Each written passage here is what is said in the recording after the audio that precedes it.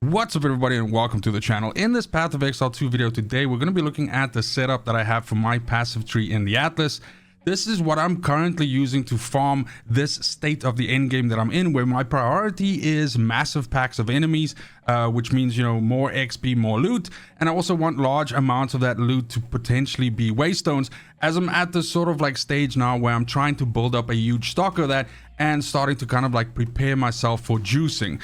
Now, in the next part, I'm just going to explain a little bit about whether this video is for you or not. If that doesn't interest you, please use the timestamps below to just jump ahead to the tree, as well as the explanations behind that. So first things first, I cut my teeth on ARPGs with the Diablo series, like a lot of people, I assume, and I have many thousands of hours on that series. But Path of Exile 2 is my first Path of Exile game, and I have just over 200 hours on Path of Exile 2 now. So I'm very much still a beginner in terms of like hours and in terms of the series. I'm learning the systems as I go and so on.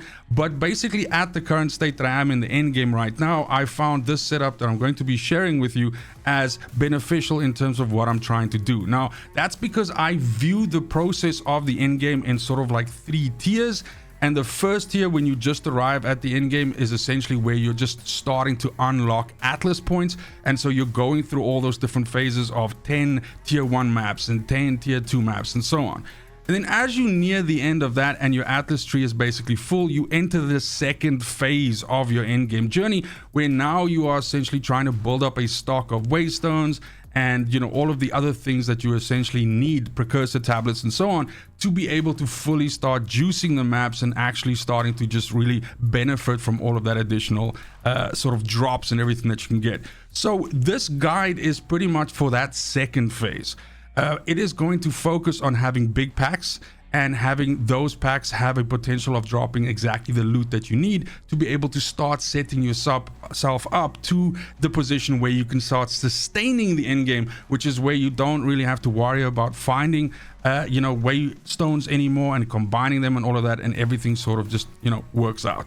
So when we look at the passive tree itself, maybe I can just do this quickly. If you just want to have like a bird's eye view and then just copy it, you don't want to listen to me explain it. But basically, I just want to go through some of the decisions that I made with the setup of this tree and exactly why I chose what I did. Now, first things first, there's 2 big omissions that you'll notice from my tree, which I think are present in a lot of people's endgame trees. And that is the first one being Deadly Evolution.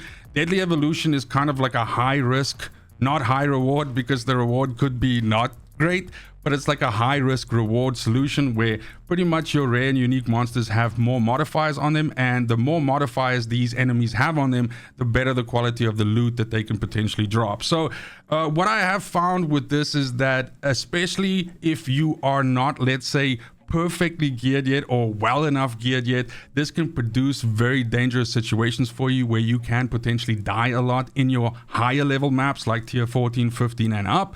And that's of course super detrimental to this position in the game where you're not necessarily sustaining maps yet and you're trying to actually just build up a stock and stuff. You really have to not die in those maps. You have to actually make it through. And of course, massive setbacks in XP is also, not really a lot of fun. So that being said, this can also potentially brick some boss encounters, making them almost like unwinnable. So I think this is something that really I would only pick up once I'm in a position where I'm like, okay, cool, my build is fucking hyper strong right now. I've gotten enough gear and all of that stuff. So that's the reason for its omission.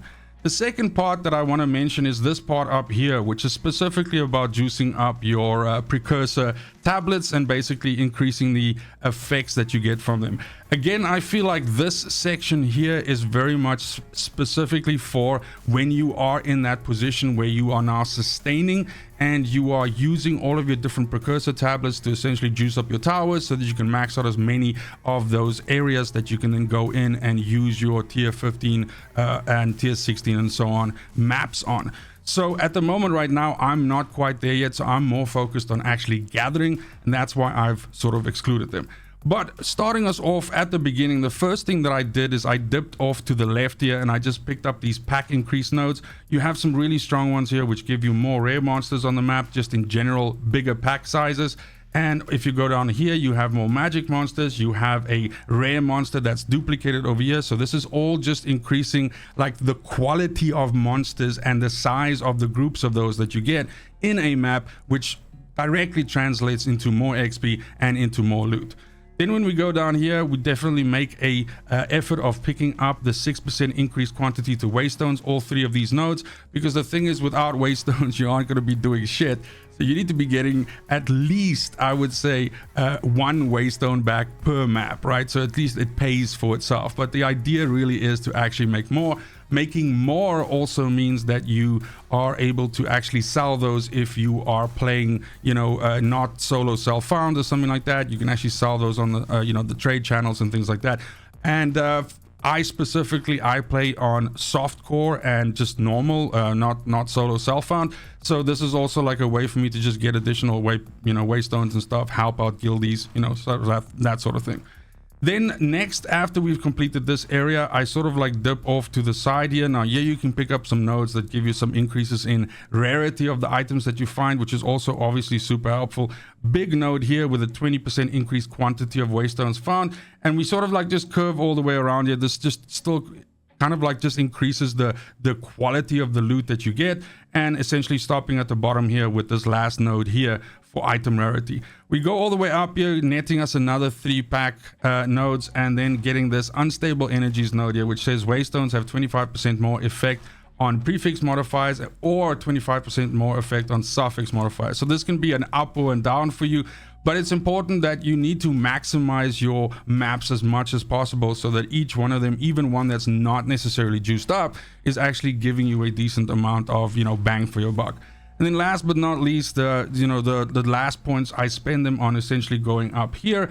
These are nodes which increase the chance of a waystone that drops its tier being higher, which is also something that you want, because you'll reach kind of like this weird spot when you're doing tier 13 and 14 where you're dropping a lot of low waystones and not oftentimes like at least an equal level or a higher level, and that's what you want. Like, it doesn't help that you run a tier 15 and you drop like 7s, 8s, 10s, 11s and stuff like that, because that's not necessarily going to help you, you know, get up. These two nodes here are also pretty sexy. This teaming horde here is a massive 10% increase to the number of monster packs in your map. So I mean, 10% is not massive in the grand scheme of things, but the point is, because we are juicing up the sizes of the packs, additional packs basically is also a good thing for us. And then precursor influence here just increases the quantity of precursor tablets also dropping.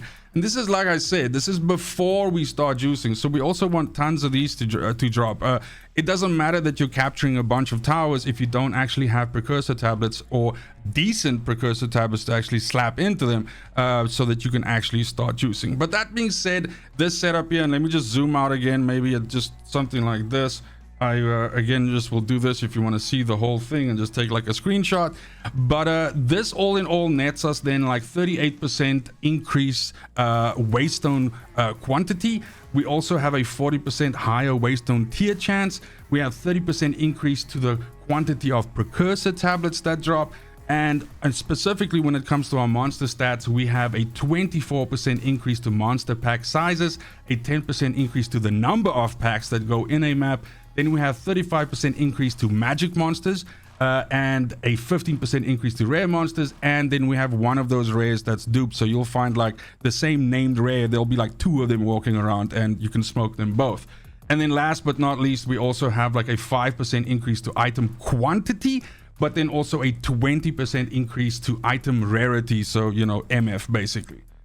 But that's it for the video. I'm like I said, this is would be my step 2 out of my 3-step approach to the end game, and essentially finally arriving at that sexy juicing point where I'm sustaining and I'm getting everything. Hopefully this helps you out if you're kind of like in that transition phase as well, or at the very least this gives you some idea of, you know, how you could maybe change it if you want more packs or, you know, something like that.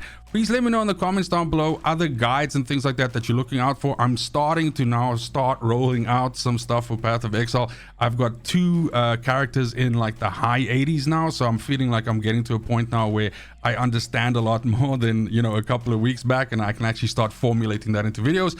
But I'm always super interested to see what you guys would like to see, and the approach that I will have to Path of Exile 2 will be from this beginner to intermediate perspective, right? Because that is where I am. I'm definitely not going to be the guy that's going to roll out something like best in the world, fucking this and that, because that's just not going to be where we're at.